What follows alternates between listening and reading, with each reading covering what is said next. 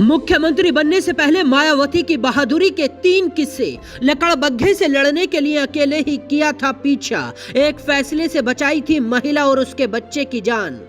राजनीति में आने से पहले मायावती कई सालों तक आईएएस बनने की तैयारी कर रही थी। इस दौरान वो शिक्षिका के तौर पर भी काम करती थी। यूं तो अब तक मायावती पूरे 4 बार उत्तर प्रदेश की मुख्यमंत्री बनी है, लेकिन राजनीति में आने से पहले की उनकी जिंदगी संघर्ष भरे दौर से गुजरी है।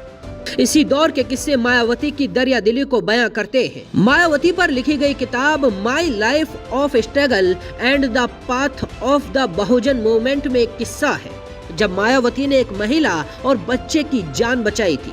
किताब में मायावती ने अपने घर इंदरपुरी के बगल की एक छोटी सी घटना का जिक्र किया है।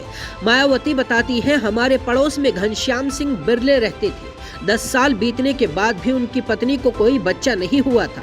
आसपास की महिलाएं रूढ़िवादी सोच के कारण घनश्याम की पत्नी को किसी बीमारी से ग्रसित मानकर उनके साथ नहीं बैठती थी।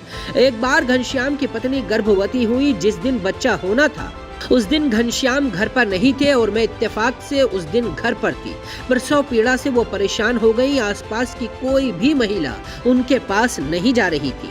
मैं वहां जाने के लिए उठी तो मेरी माँ ने रोका और कहा, अभी तो तेरी शादी भी नहीं हुई है और अगर वहां गई तो तुझे भी ये बीमारी लग जाएगी। मैंने उनकी बात नहीं सुनी और घनश्याम की पत्नी के पास पहुंच गई। मायावती ने ऑटो बुलाया और महिला को उसमें बैठाकर दिल्ली के करोलबाग इलाके के कपूर अस्पताल ले गई। कुछ ही देर बाद महिला ने एक बेटे को जन्म दिया। इधर घनश्याम भी भागकर अस्पताल पहुंच गए। डॉक्टर ने बच्चे को उन्हें थमाने के लिए आगे बढ़ाया तो वो बोले, पहले मायावती को दीजिए, वो नहीं होती तो आज मेरी पत्नी और बच्चा जिंदे नहीं होते। ठीक ऐसा ही मायावती की बहादुरी का एक और किस्सा किताब बहन जी में लिखा है। किताब के अनुसार एक बार जब मायावती अपने ननिहाल गई थी, गाँव के पास ही काली नदी नाम की एक छोटी सी नदी बहती थी। इसी के किनारे मायावती अपने नाना के साथ खड़ी थी। तभी एक लकड़बग्घा उधर से गुजरा। मायावती ने नाना से पूछा, ये क्या है? नाना ने बताया, ये लकड़बग्घा है, इससे दूर रहना, इसके पास नहीं जाना, बच्चों को खा जाता है। इस पर छोटी मायावती ने जवाब दिया, ये मुझे कैसे खाएगा, इससे पहले मैं इसे खा जाऊंगी। नाना की नजर हटते ही मायावती लकड़बग्घे की तरफ दौड़ पड़ी।